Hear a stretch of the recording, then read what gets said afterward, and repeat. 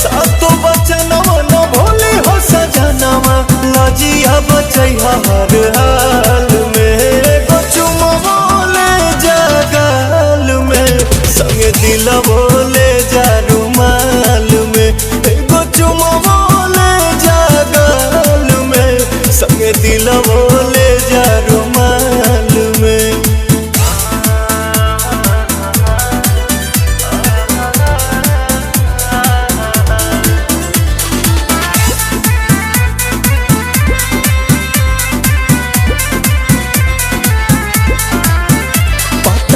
पीछे कदम बवाले बलम जल्दी पड़ बनी हाले के पाले बलम